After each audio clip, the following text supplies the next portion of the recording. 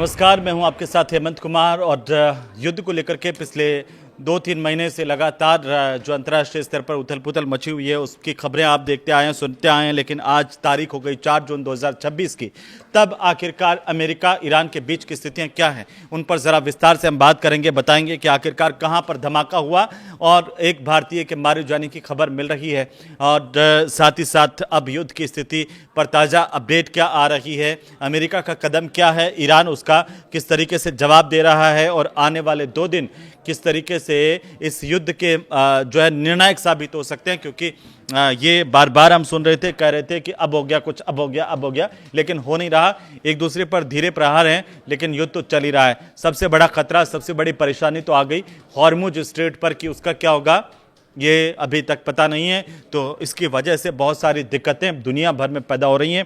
लेकिन अभी जो खबर आ रही है दोस्तों, वो ये आ रही है कि कुवैत एयरपोर्ट पर ईरानी ड्रोन से हमला हुआ है, उसका वीडियो सामने आया है। ये जो धमाका हुआ था और इस धमाके में छत के पूरी तरह से परखच्चे उड़ गए। अब ये कैसे हुआ, इसमें एक भारतीय की मौत हुई है और 63 लोगों के अभी घायल होने की खबर मिल रही है। ये कुवैत का इंटरनेशनल एयरपोर्ट, जहां पर कल कहा जा रहा है कि ईरानी ड्रोन से हमला हुआ था और इस हमले का एक वीडियो बाकायदा सोशल मीडिया पर वायरल हो रहा है। अब आप देखिए इसमें हमला कैसे हुआ। एक ड्रोन जो है छत के रास्ते से एयरपोर्ट की जो पूरी की पूरी छत है उससे टकराता हुआ इस वीडियो में दिखाई दिया और इसमें उस ड्रोन के परखच्चे उड़ गए। लेकिन जो धमाका हुआ उसने एयरपोर्ट की तस्वीर बदल दी। कि आप सोचिए कि किस तरीके से यहाँ पर नुकसान हुआ है और एक भारतीय की मौत होने की जानकारी सामने आ रही है।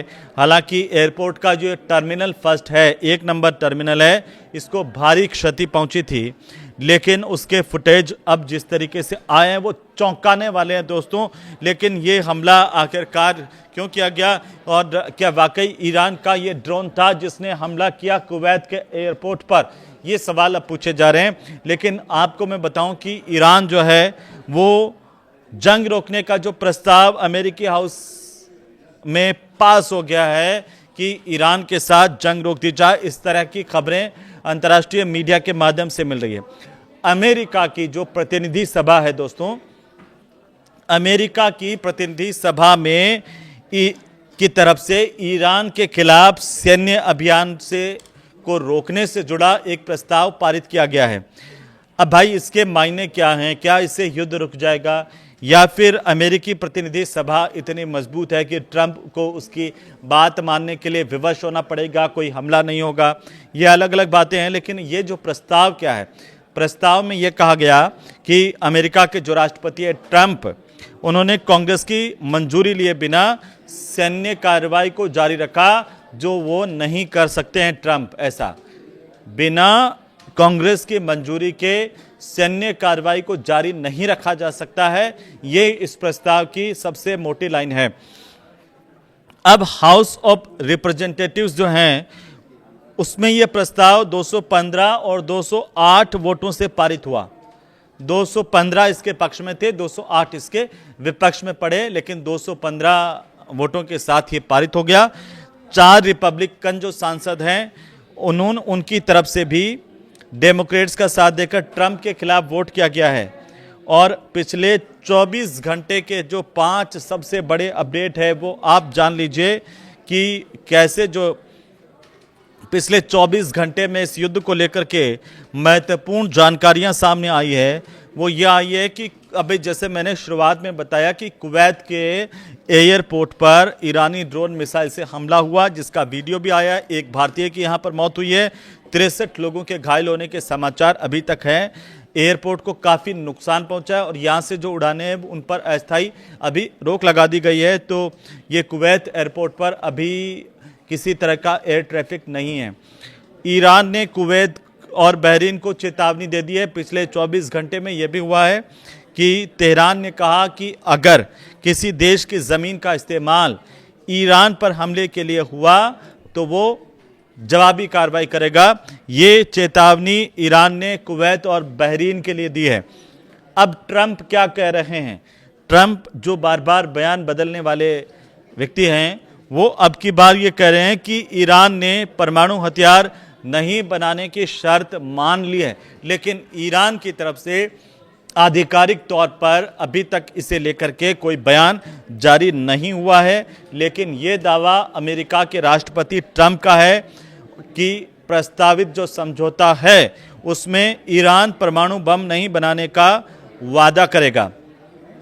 अब नेतन्याहू क्यों भड़क गए हैं, ये भी दुनिया में चर्चाओं में है कि एक रिपोर्ट ये कह रही है कि लेबनान में इजराइल के जो हमले हो रहे हैं और यहाँ पर जो तनाव जिस तरीके से दोस्तों बढ़ रहा है, उस तनाव को लेकर के ट्रंप ने नेतन्याहू से नाराज़गी जताई है और ट्रंप पर नेतन्याहू भड़के हुए नजर आ रहे हैं, पागल तक कर दिया है। जो दोनों मिलकर के जिस तरीके की बातें आ रही थी, अब उनके अंदर कहीं ना कहीं दरार, कहीं ना कहीं फूट की स्थितियां हैं। तो अब आप खुद सोच लीजिए इस युद्ध का क्या होगा। पांचवी बात, जो बड़ी बात है, वो ये है कि लेबनान में इजरायली सैन्य कार्रवाई तेज हो गई है। हिजबुल्लाह ने 13 हमलों का दावा किया है, जबकि इजराइल की तरफ से कई इलाकों पर हवाई हमले करने की जानकारी सामने आ रही है और यहाँ पर लोगों को घर खाली करने के भी आदेश दिए गए हैं। तो स्थितियाँ अब गंभीर है।